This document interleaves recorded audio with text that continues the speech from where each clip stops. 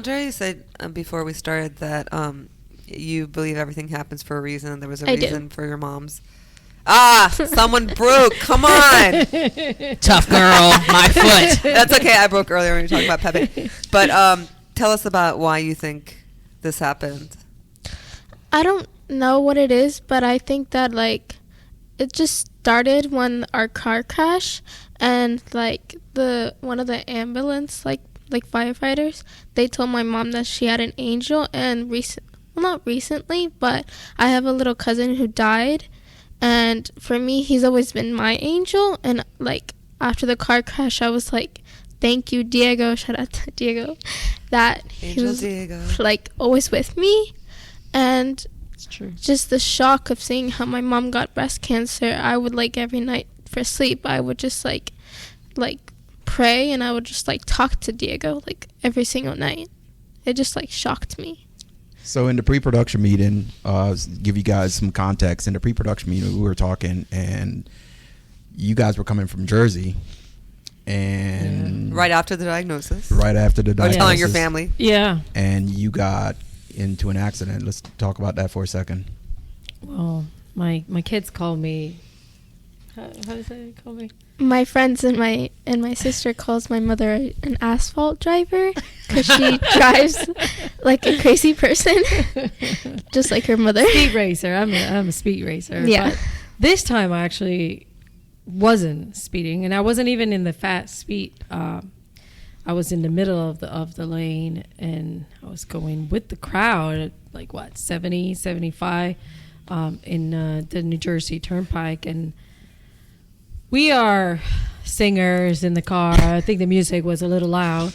I think I got to be honest with that. And I didn't do my light to go to the left, to go to the fast lane. And I didn't see my blind spot. And I was turning. And the guy said that he was honking. I didn't hear it. The music probably just didn't let me. And when I realized that he was there, I panicked. I got scared, and then fast Jerked turned it. back. Yeah, totally. And just flip over. Oh my God. I think, thank God, one of the things that also saved us is that we had one of those things on the top of the truck for like the camping stuff. Your luggage rack. Yeah, that thing that was the first impact, and it just went straight, and we flipped. I remember she was in the front You said you seat. flipped three times, right? Rolled over 3 times. And then I was in the front seat. She was in the front seat, and then my oldest was in the back seat, so in the third row. And actually, FYI, that's the worst seat. Never sit, you children, or never go in the back. Because she was the only one that actually got stitches. Did they all have seatbelts? Yeah. Everyone? Yeah, everyone Thank God had for that, seatbelt. yeah. But when we roll, the windows impacted, and she had 8 stitches here because her window broke, and on the rolling, her part of the arm scraped the ground? The the window. ground. Yeah. not the window, the ground. ground itself. So Oh, the rolling, actual ground. So she Oh, got wow. how do you call that? Road rash. Road rash. Yeah. So she got debris taken yeah. out of her arms, and she was the only one. I had nothing. You guys had the Nothing. airbags, right? You had We the had- airbags, yeah, side we- airbags, curtain airbags. I think Everything what popped we out. had was like Yeah, I was actually smart enough we to were duck. spitting. The salt from the airbags. No, Yeah. the glass. the glass from and the windshield broke in the middle, crashed, and mine went out. Half of mine went in. Half On her side, half went in. So it could have just Wow. How Kill her. scary would that be to have your 2 kids in the car and one kid's in the third row? Just imagine this, right? Your one kid's in the third row, you crash. The first thought for you is to look back to see your kids. Totally, You don't even totally. care about yourself. oh, You just want to see your rolling kids, in right? the air. Yeah. Just We imagine. were I couldn't even so- imagine if my I kids heard, were in the car. Mom! Right? From her. She said, That's gotta be "Mom!" scary. That was the last thing I saw. And we saw her eyes were on me the whole time. So you knew she was good. They were rolling. Right. I never Slow motion, right? It yeah, was just all totally. slow motion. I never stopped looking at her. What about the one in the back? I never looked back. No, I mean, but Sorry, I mean, Ariana. well, it's not even that. But just the thought when you've done rolling, right? Imagine just. Oh, done that was rolling. my first look. The first And- look, oh, right. she was covered in blood. Oh my god, that's got to be scary. She was covered in So blood. were you rolling on the highway or off like the edge? Like No, in the down? highway. Okay. And I looked at her, and then the windshield was like right next to her. She was like as a like mother, a you fetal- probably tore off your fetal yeah. position, and thank God she was in a fetal position. Otherwise, All the the work windshield for school and the tornado windshield stuff. would have hit her and maybe kill her head. So I turned and I looked at her. I'm like, Andrea, are you okay? Are you okay? And she's like, yeah, I'm okay. I turn around and I'm like, Ariana, are you okay? And she's like her daddy. I'm fine. covered in blood. Chill, covered in blood. Seriously, covered in blood. Not even knowing where the blood was coming from. She was like, I'm fine, mommy. I'm fine. But I'm sad that she's not here because she would have told you that her first thought when she looked herself, of course, she got soup cases next to her. She thought she had no legs. Oh. Oh, my It was God. covered with the suitcase. And oh my God, that breaks my heart when she's like, my first thought was that I Did had she say no that? legs. Did she say that my legs are gone? She said my first thought was I had no legs because she had suitcase all over her because on the rolling, the suitcase went on her and she saw blood on her from her arm in her leg. So she was like, oh my Oh, God. wow. So I was like, and of course, car stopped and, everybody came out and tried to help me. And there was another car. Anybody else I get hurt? hit another car with a kid in a car seat. Oh my god. I was like, oh my God, the guy came out. What the fuck? And I was like, I'm so sorry. I got kids too. I was like, is your baby okay? I was in panic mood. Baby was okay. Yeah, everything was okay. Everyone was okay. The wife and the baby and That's- him. Oh, my God. Luckily, yeah. We were all okay. So the fact that no one, because I don't think I could survive, God forbid something happened to my kids or I killed somebody. That was like, Yeah. so in a month, That's a lot of stuff. my life changed so drastically. Like, oh my God, I have cancer. I have to go through chemo. I had a car crash. And through my process of my chemo, which is so strong, there were days that my husband, and she can tell you, they would found me laying down in the bathroom, totally laying down. I had no energy to come back to the bedroom. Like they would found me laying down, sometimes sleeping, passed out, whatever. Or there were times that I would be bold and no eyebrows, nothing. I would look in the mirror and I would say, oh my God, I'm so ugly. This is a monster. This is not me. And I would start crying and say, who's going to love me? Who's going to look in my, I would try to, buy myself clothes and put berets. Never wore berets before in my life until I was bald. Now I know how hot I look with it. But my husband would hold my hand, walk me to the bathroom, and say, look yourself in the mirror. And I was like, I am looking. I look hideous. I look awful. I look ugly. I look bald. And he's like, you're not looking. Look in the mirror. And I'm like, again in tears, I am looking in the mirror, stupid. I'm looking. He's like, no. Because you, instead of thinking, oh, I look ugly, you're not looking that you are blessed because you can look in the mirror. Yeah. Because you could have died in that car crash and you didn't. You can see yourself in the mirror. That's what you need to think about. What was your weakest moment and what was your strongest moment Ooh, through good this whole question. process? My weakest, wow. My weakest was before my last chemo, my active chemo. My weight was 101. I was so skinny. I had no strength to get up. What year? What month was it? How long ago was that? That was in November. No, November wait, of last before year? October. It was September. September. September. Yeah, September. Actually, yeah, September. I couldn't stand. My husband had to help me. Actually, my mother-in-law, to tell you the truth, she was the one who helped me to stand up, holding me against the wall to walk to my chemotherapy that day, because I had a cane on one side, her holding my arm and trying to walk towards the car where my husband was waiting for us.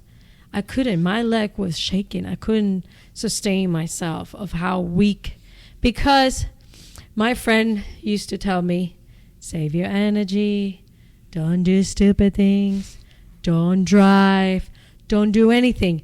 You will need your full energy for the last 2 chemo. I did not listen to her, because I was in that drive where it's like, this is not going to win me over. I'm still going to do my thing. I'm still going to do who I am. I'm still going to drive. I went out before nightclubbing before my last chemo. And my husband was like, with COVID. And yeah. I couldn't see a lot of friends, and I couldn't see anybody because you are an active chemo. Can you stop for a second? Yeah, sure. What were you just feeling? I just saw your face. What were you just feeling? For It was the nightclub, right? Yeah. It was the nightclub. Yeah. she doesn't usually listen to me and my family. We tell her not to do anything, like don't move the furniture, and every single time she just can't stand still, and she picks up the chair, moves it, moves the furniture, and then 5 minutes later she has no strength, and she's like, this hurts, and we're telling you why, because you moved the furniture. And then she goes at a nightclubbing with one of her best friends, and me and my sister staying home with her kid. Shout out to Gabby and Vanessa. And we see the video of her dancing, jumping up. She may not have strength, but she has the drive, and that's the most important. Yeah. thing. My mom Oh. shoveled That's the most snow during her important thing. chemo because, See?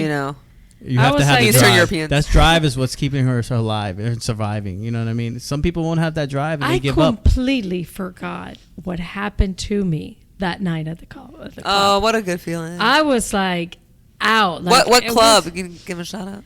Oh, what's the name? Oh, Greenhouse. Oh, in Tyson's. my clay. Yes, I love that. That's a good place. And I was like, they put out that song that what is it called, the Pepa. Bad Bunny. Yes, Bad I Bunny. think it was. No, I don't think it's Bad who's- Bunny. Pepa ya guapa la Yeah, that seca. song, but, like- Yeah, it's Oh yeah, I know. Spanish. Which one. Yeah. I know which one. Yeah. Oh my God, I totally I totally lost it. Totally lost it. I got up and I was like jumping around, and I was like, nobody would notice. I was like, I danced with people I didn't know. Like I was. My husband was like, "Are you crazy? You're like cheek to cheek dancing with another woman, like, bachata, who saw me. She's like, can I dance with you? I'm like, yeah, sure, let's dance. I'm like, excuse me, Kobe, active chemo. You don't know where she's been. You don't know her. I was in the line of the bathroom, and this guy comes out of the bathroom, and he's like, oh, you look hot. I was totally bald then. He's like, I love your style. High five. And I was like, yeah, high five. Was it a moment of regaining?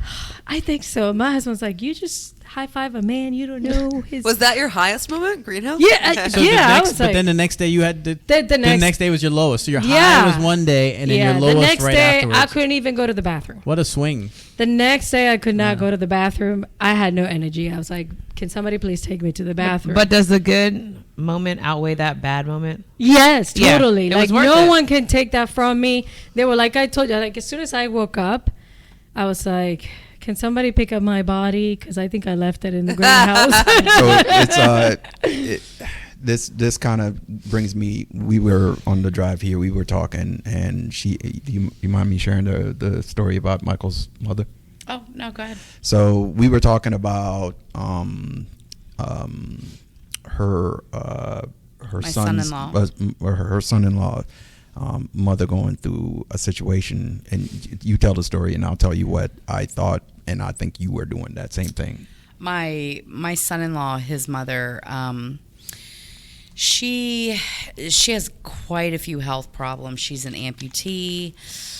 She just and she's been an amputee, if I'm not mistaken, for about 20 years. So she has only one leg. Oh, wow, sorry. And she just recently found out that she has lung cancer. I'm not really sure exactly what stage she's in, but with all of the other health issues she has, you know, she's got limited range of motion in her arms. She's relegated to a wheelchair now with this new cancer diagnosis. And she had recently, she lives on her own. Bless her heart. She lives on her own with the help of her children. My son, you know, they go over there, they check on her, they feed her, they help change her, you know, get her dressed for the day, things like that.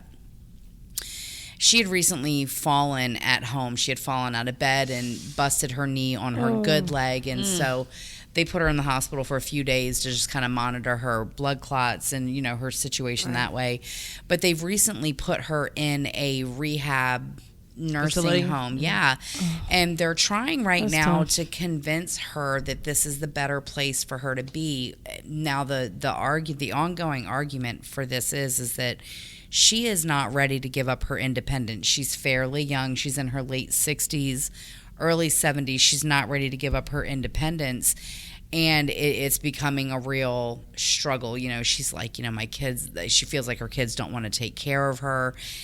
And on one hand, she's right. You know what I mean? Because there's this resentment that's growing from her not wanting to give up her independence and letting a properly trained staff take care of her versus her children taking care of her every single day and not really being able to enjoy their final time Yeah, with that's their tough. mother. So that's interesting that you bring this up, because this is, I think, you know, people often think like, oh, of course, I would just want to be home. Be taken care of. There is so much, you know, when my friend was in hospice care at home, we had to, oh my God, thank God she was only 100 pounds.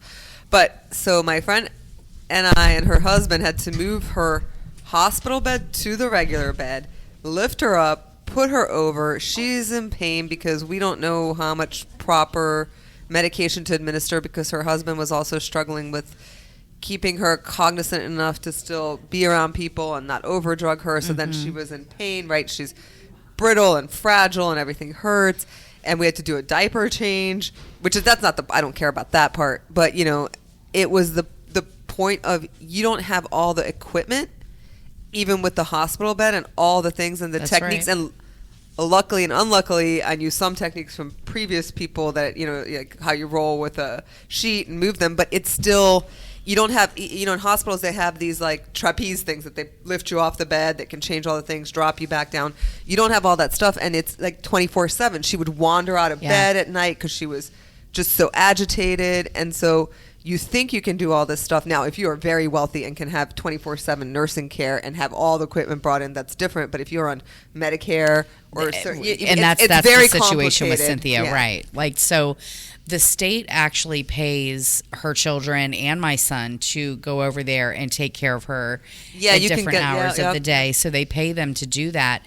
But again, at this point, you know, they know that they have less than 2 years with her. Like, given the COPD that she currently has, she lives on oxygen. She just found out now And they don't she even know has the stage of the cancer, right. how she would tolerate chemo at all.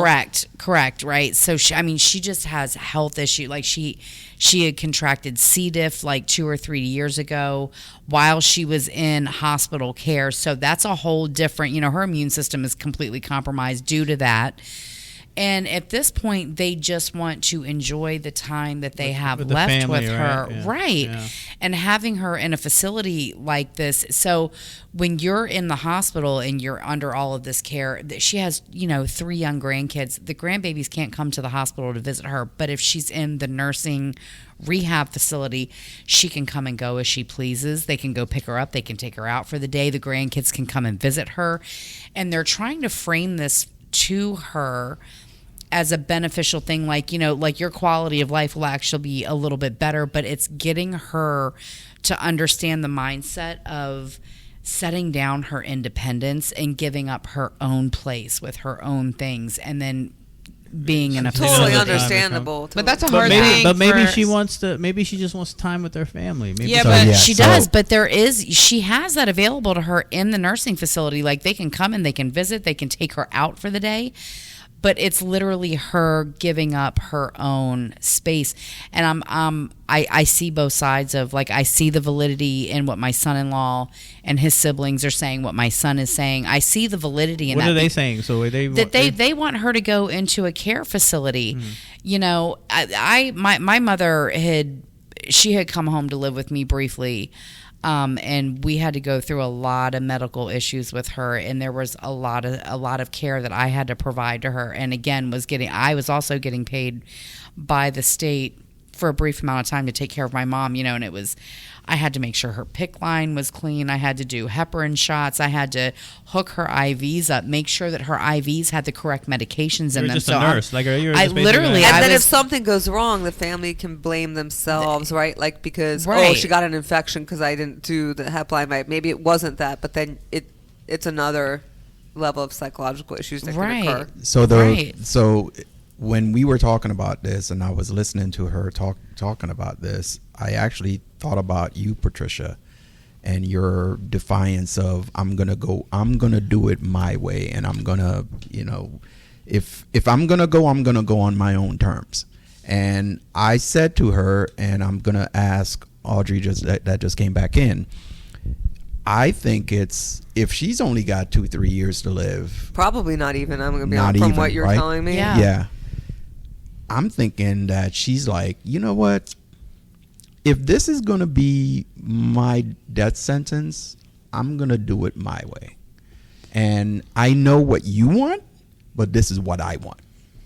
And I think that's the struggle that they're that having. they're having, is that she's like, I'm going to take back ownership. I've been struggling for 20 plus years, 30, 40, whatever, right? I've got my leg amputated for a long time. I've been living life by everybody else's rules for the longest time. If I only have 2 more years to live, let her do what she wants to do. I'm going to do But that's me. no. So that's different, because what I'm saying is I would do death with dignity, which is a different thing. My way is basically. But what about the person that is around you?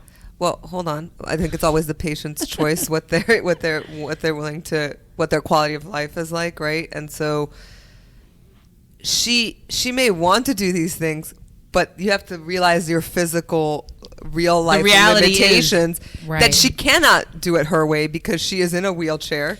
She can't. She's She dependent. literally At this cannot point, she take doesn't care care. of her. Right. Yeah, I and mean, at this it's- Oh, so point, then But- what? So no one's supposed to take care of her? No, so no one's supposed to have a good quality of life because you can't have one.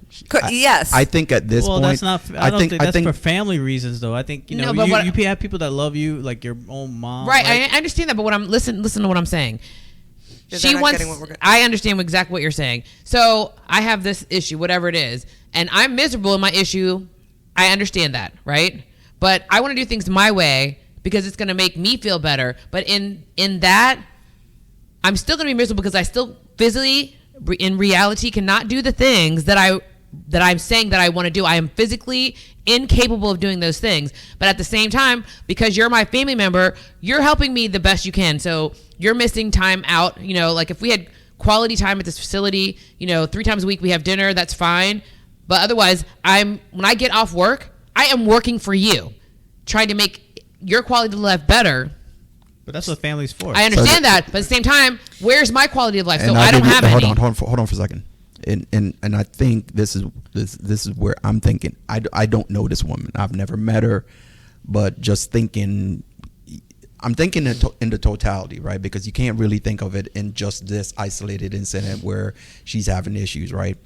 If what Stephanie's telling me, that she has lived her life in a controlled environment because of her ailments, because of her health issues, because of the leg amputation. There have been so many things that she was not able to do.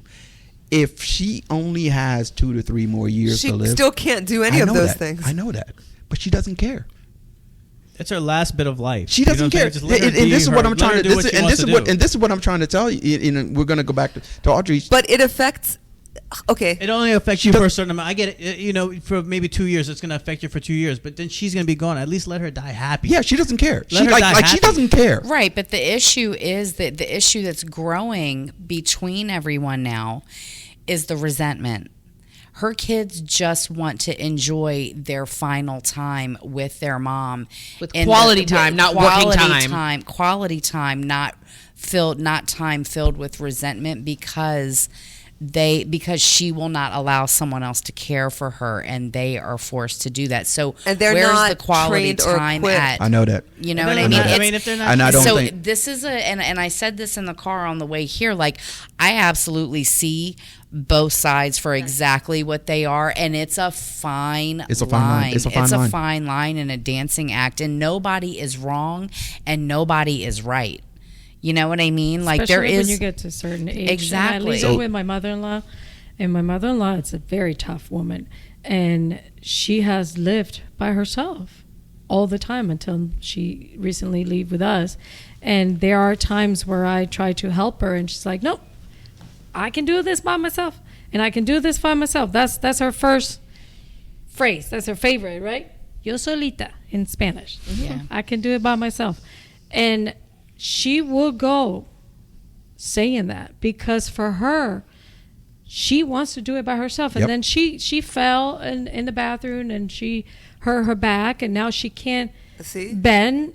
And when we bend for her, she gets mad. Yeah. She's like, no, I want to do it. But you can't. And that's what I'm saying. You're is not like you can supposed end to. up with it. So imagine that you are taking care of this person that you love, your mother, whoever, and because of their stubbornness and their unwillingness to have a facility that is equipped for if you wander off or if you do whatever, they fall in the bathtub, they crack their head open, and then you find them dead like that, and they've been suffering for 3 hours because they weren't willing to understand that they are now limited. Even if they've been limited all their life, that's very unfortunate, but it's a reality of the ripple effect that it has, and it still ends badly for the patient. Understand this though, and this is where I'm trying to have you guys understand, right?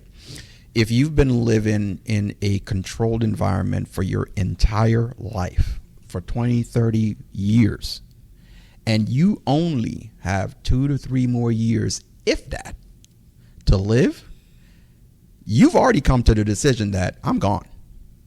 Yeah. So guess what? Yeah. You're gonna do what you're gonna do. I'm gonna do me. You. It's your issue. It's the people around you Yeah. issue whether or not they want to deal with it. But at that point, she's already come to the decision that if you don't want to care for me, that's your issue. I'm ready to go.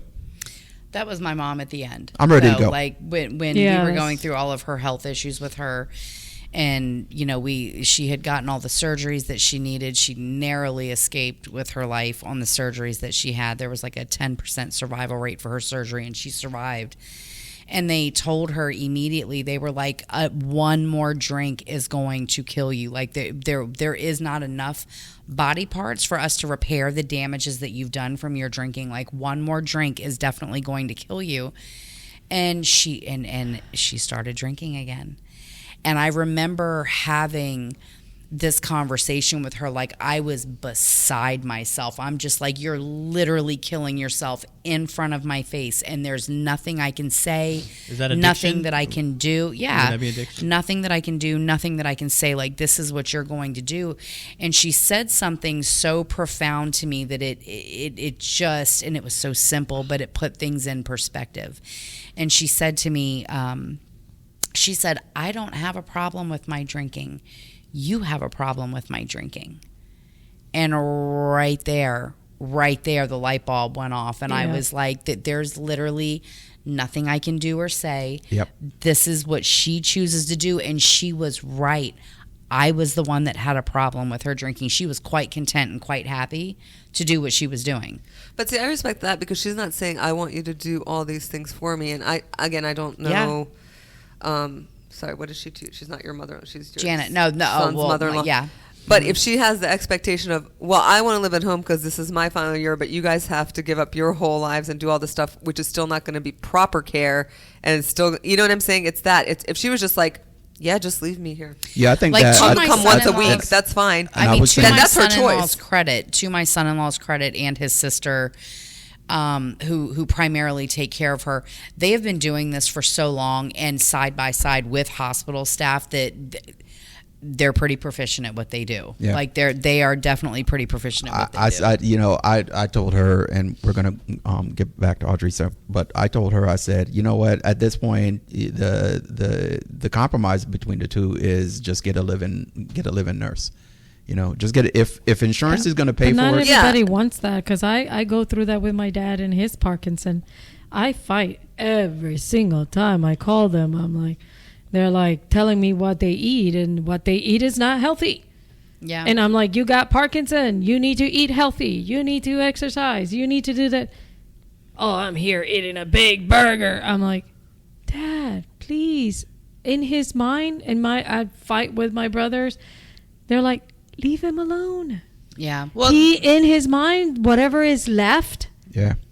This he is want to his have fun. enjoyment. He just Yeah. want to eat whatever the heck he That's- wants. and I think let that's- him be. you- But I have the problem. Yes. Yes. I'm not Yes. ready. You're not ready. I'm not ready Yes. for him to go nowhere. Yes. So I need him to fix his habits, because I want my kids, which is the only grandfather they have, to stay longer. And that point is what Stephanie just said about her. They're ready to go. Yeah. They have it. Look, it's hard They to already come. lived. It's hard to come to a place where you're okay with saying, "I'm good. Yeah. I've lived my life, and I'm good."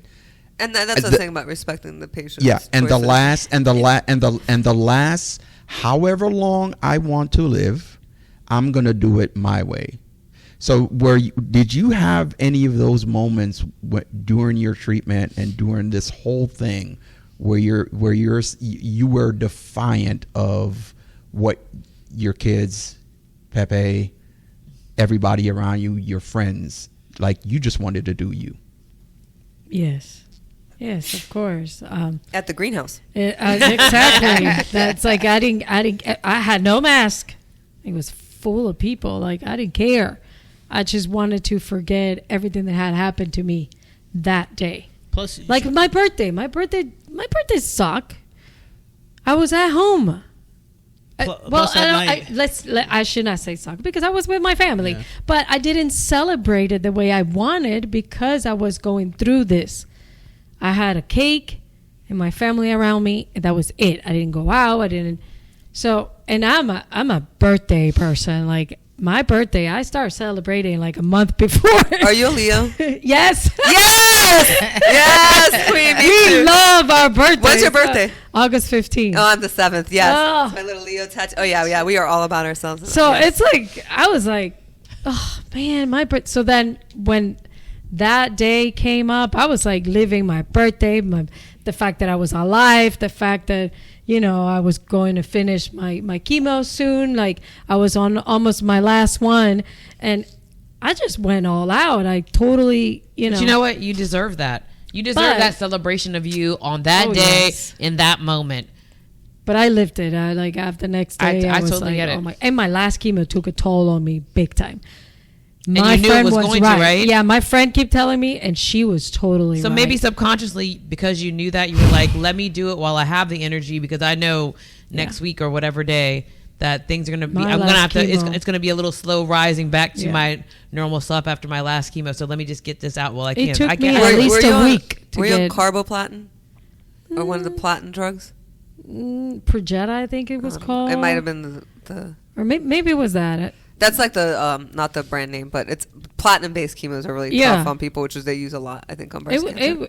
My last one was bad. Like, I had stomach ache, vomiting, headache, Awful. I was just knocked out for like a week. I couldn't get up. I needed help. I wouldn't hold anything on my stomach. But through this whole process, I've been blessed of having friend and my family.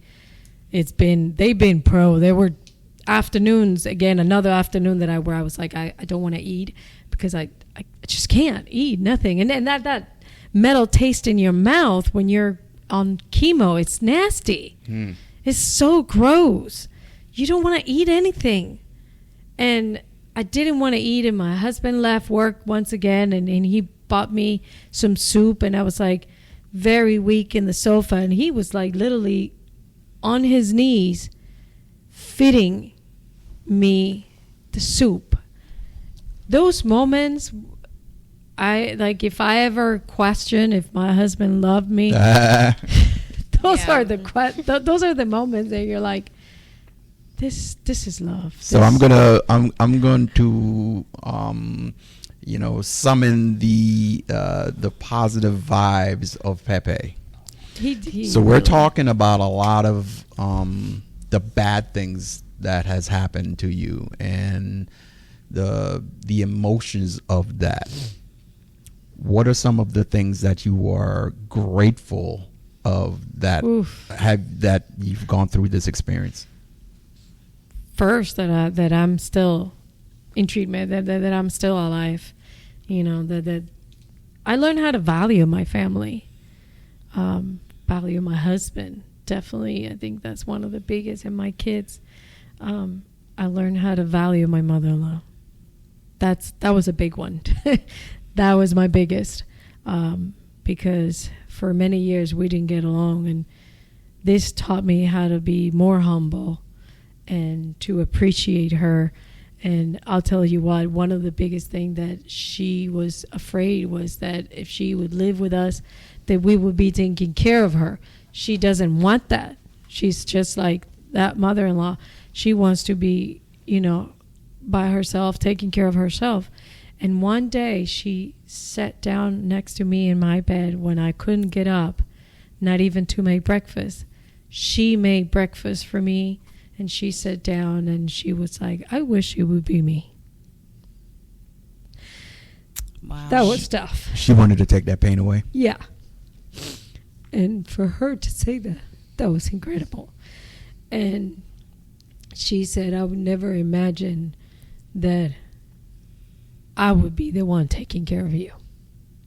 And that was tough. I learned how to value her for what she was, and not being on a fight or being the person who came and lived in my house a threat. Like, because she would come in and do breakfast for my family, and I'd be like, oh, I'm the one that makes breakfast. Never saw it as a help until I got sick. I realized, fuck, what an asset she was and she is. Do you see that everything happens for a reason? Yeah, totally. It was all aligned of, okay, Audrey, this is why you're doing this. This is why you need to go through this struggle to value your kids, value your husband, value your mother-in-law, and value myself too, because I didn't know how strong I was until this happened. Like, you never know. You never know how strong you are until you have to pull yourself in a bathroom to try to wake up. One of those nights I tried to wake up and I was struggling literally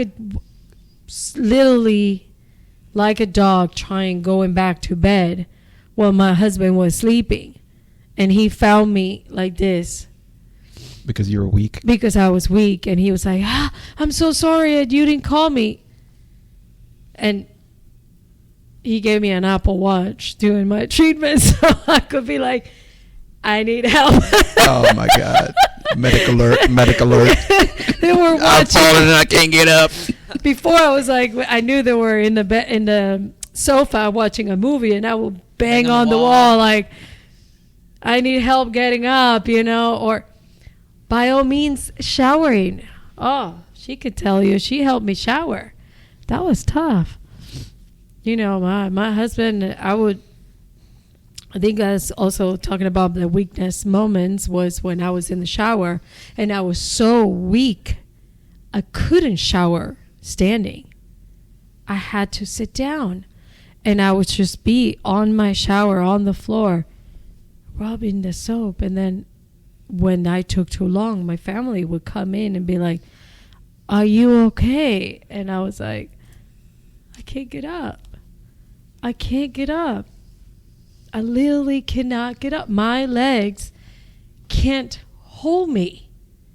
And they have to, her and my husband, lift me up, put a towel over me, dry me, put my undies on, my bra. Like, I had no strain to put my PJs on. You never see yourself how bad it's going to be until you get to that point. And that's when you start valuing your kids, you know, because most of the time you yell, you didn't do your bad, you didn't do. But she would go to school and come back, and I'll be like, "Can you make me lunch? Can you fix me this? Can you help me go bathroom? I can't get up." And then after, when I had my surgery, and then that was a different struggle. You can't lift your hands. I still have struggle. I'm still in pain. They still hurt. The implants hurt. You need to drain the I don't know what they are. The drainers. There's a drain. Oh my gosh. Yeah, you have to do that every my husband, couple times a should have day. seen his face. I'm sure. I can imagine. Where do you drive strength from? My kids. My tattoo. My kids. Definitely. That's why. My children are my strength, right? I have a question for Andrea. So, obviously, your mom's not going to know this answer. So, you and your sister, you're like, what, 3 years apart? Mm-hmm. So, you're pretty close, right? You and your sister. So, after your mom told you that she had cancer and you guys are by yourselves, did you guys have conversations about what was going to happen, or even through the process? Did you guys have conversations amongst yourself, like to either encourage each other or just talk about it? Because you have to release it some kind of way. Good question. And no one else is going to understand Yeah, what I you're didn't know going that. through better than your daughter. I mean, than your sister. I'm sorry. We didn't really talk much. Usually we don't get along as much. But But you do now, don't you? yeah, we do. She kept seeing me crying on my bed, and we don't talk. We more like sing, and so she would put my favorite songs and we would sing together. And that's how we kind of like grieved, and how we found out that my mom had cancer. We would just sing a bunch of sad songs, and then either my mom or my dad would come with ice cream or some delicious treat, and we would all just sit in the living room and watch a movie and stuff like that. But I never really talked to her till like now, that when we're alone and my parents get mad because they send us to bed and we're like chit-chatting before we go to bed, and we're like in our kind of like living room. Mm-hmm. We have like a living room in our room, and we would just talk and chat. We never really had like a long conversation unless it was like singing. I'm going to ask you the same question that I asked your mom. What was, during this whole thing, what was your weakest moment and what was your strongest moment? My weakest moment was seeing my mom like on the floor all the time. Like, I was like, "What happened? Are you okay?" And my like strongest moment was probably when I've been to every kind of doctor appointment she's been to, because my sister's working, my dad's working, and I'm always free. So I think the strongest moment I've had is when the kind of third day that I went to doctor with her, I brought all our stuffed animals and I made her laugh because since I was little, I can do like a Stitch voice, and I kept talking in like the Stitch voice, and I would make her laugh. I think that was my strongest moment. So do you think you're, because everybody else is busy sometimes, right? Your mother-in-law is busy, or you can't be there. Pepe can't be there because he's got to work, and you know, Well, your sister's over. Your dad only missed 2 appointments. So you gotta give it to him. So do you think you're where your mom is struggling, you try to kind of Totally. help in that, like be her strength when she can't and doesn't have the strength to be her own strength. Do you feel that? I do. Yeah. I try cheering her up in a bunch of different ways. And she would just like start smiling, and then we would start laughing for no reason. How has it affected your friend group? Do you guys talk about it? I believe because my friends are really close to me and they know my mom very well. And the moment I told them that my mom was struggling with cancer, they all like were really sad because they felt bad for me. And I was like, don't feel bad. Things happen for a reason. They know that that's the one thing I've always said. And ever since my car crash, they were like mad at me because they're like, you could have died and stuff like that. You're lucky to be alive. And I valued my friends a lot more ever since this happened.